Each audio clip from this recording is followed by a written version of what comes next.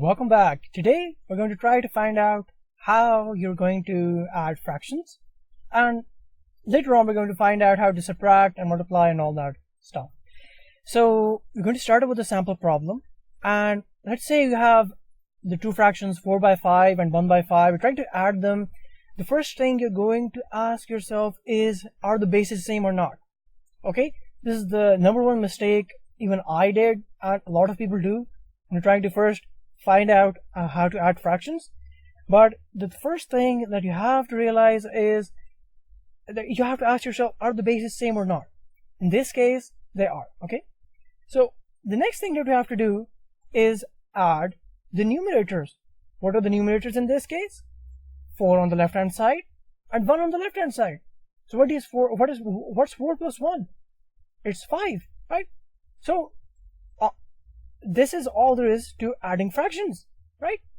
Literally, all you have to do is just add one fraction and one fraction numerator and the other fractions in numerator together if the bases are same. Now, the next optional step is to actually simplify the thing, and Mr. Cactus is going to help us out with that. So you can actually then simplify the thing by cutting out all the common stuff out, and you can get the simplified answer. Let's actually try to find out another. We'll do another problem. 3 by 4 added to 2 by 3. Now, what is going to be the first thing that you have to do? Find out if the bases are same. In this case, they are not, so you have to find the LCD. For that, you have to do the LCM. Let's do the LCM. You have 4 and 3.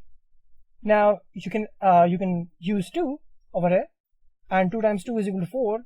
This is going to help us get rid of 4, and 3 stays as it is because we can't actually divide 3 completely. Again, use 2, and on the next step we use 3.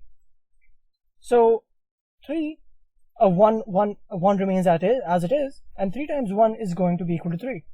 So you get these 3 numbers. Now to actually find the LCM, you have to multiply all the numbers on the left hand side.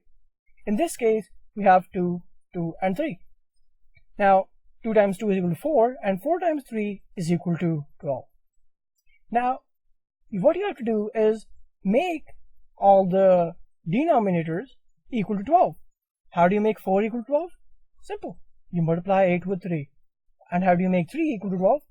You multiply it with 4. Now, we also know that what we're actually trying to do is morph these fractions into something that is going to be similar to what we have right now. We are not trying to make a new fraction. So what we have to do is multiply the same number on the numerator side and on the denominator side, right? So we do that, and we get the answers 9 by 12 and added to 8 by 12. Now how do you get 9 by 12? Because 3 times 3 is equal to 9, and 4 times 3 is equal to 12, so you get 9 by 12. On the right hand side you have 2 times 4 is equal to 8, and 4 times 3 is equal to 12. Now the next step is quite actually simple. You just have to add the numerators together, and 9 added to 8 gives us 17, right? 8 times 2 is equal to 16, and added to 1, 17. So you get 17 by 12, and it's an optional thing if you want to cut out any common fractions and make it into a lowest common fraction. But in this case, I think this is the lowest we can go. So that is all there is to adding fractions, and I really hope you learned something.